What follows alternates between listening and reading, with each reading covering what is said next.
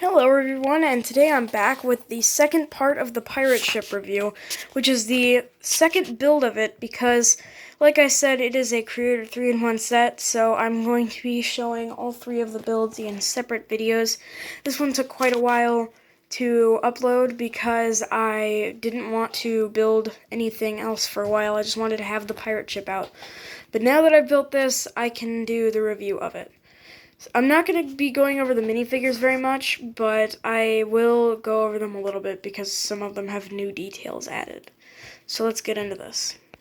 The first minifigure that has a very small change is the Pirate Captain. Nothing's really different about him except for the fact that he does not have the feather in his hat because it's used elsewhere in the build, but I suppose if you wanted to use the extra piece for his feather, you could still have him have the feather in his cap, but that is something that they don't show in the instructions, so he technically doesn't have his little feather, so that's the only thing different about the Pirate Captain. We also have this minifigure up here, which is like the second man pirate, and he has what I think is an accordion. Nothing else is different about this minifigure, just his accessory, which is built out of some of the pieces. I think it's an accordion. I don't know. I really don't. But that is all the differences in minifigures. Everything else is the exact same. So now we can get on to the actual build. So this build is the second build of the pirate ship, which means it is the second biggest, meaning it's not the smallest, but it's also not the biggest, so it's like in the medium range. So I'm going to start with the small horse and carriage. So this is a brick-built horse. It doesn't look too much like a horse. To me, I actually thought it was a moose when I first saw it, but it is not. That's a horse. So, but to me, it personally just doesn't really look like a horse. But after that, this little carriage is not very interesting either. Not much to it. It does have rotating wheels and a little place for you to put a treasure chest here. And speaking of that, this is where you can pick the treasure chest up and kind of use this to reel it in a little bit, like that. So, you can do that, which is pretty cool. And the one last thing you can do with this little treasure chest is on this side of the building, they have this little thing right here, this little opening, and if you slip the treasure chest in there just perfectly, you can fit it right in and then close the flap. So that is a nice little hiding place for the treasure chest. I didn't even really know that was there at first. It took me a while to find that. So the rest of the build is like this tavern slash like sleeping thing. It's like a tavern and inn, I guess. I don't know a lot about pirates. I'm completely mindless here.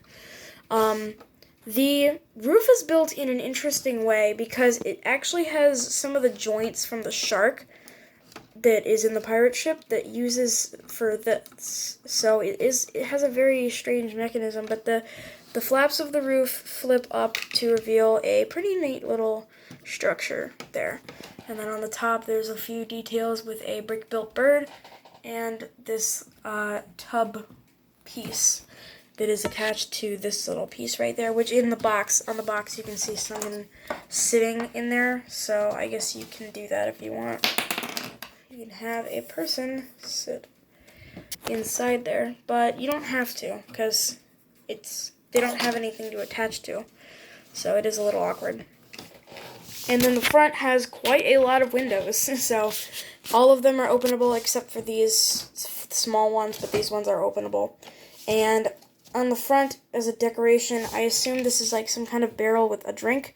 Since it's like a tavern, I suppose there's probably some kind of drink in there, whether it be rum or water or beer. I don't know what pirates drink. I like I said, I don't know a lot about pirates at all. I should probably watch some history documentaries or something. Something would help. And there's a lot of nice detail on the sides of this building. I really like the colors and the way that they use the detailed pieces. So on the back it's open, but you can close it, but even then still it is still open. There's no actual wall in the back. When you open this up, you can see on the inside there are a few beds, one for the captain and two for the other pirates, and it has this little wall with a musket gun and a pirate treasure map on the inside. Both of those windows are openable. and that one on the side as well. I'm not sure what this is supposed to be. I'm honestly kind of clueless there. These are some little stairs that can be concealed by when you close this up. And I assume maybe this is something to do with drinks because there is a cup here.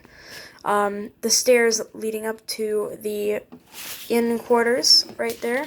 And then this has a spinning mechanism on the inside that you can use to spin this, whatever this is. I don't know, a mill, something like that. It does have some water pieces at the bottom, so I suppose it might be a water mill.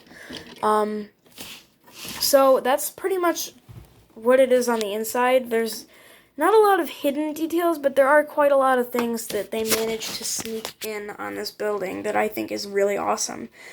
If I had 2 pirate ship sets, I would definitely display one of them, which is this, and the pirate ship as the other. But I'm not going to buy another one. I've already got one. That's enough for me. So that's pretty much all for the review of the Pirate Tavern and Inn. That's what I'm going to call it.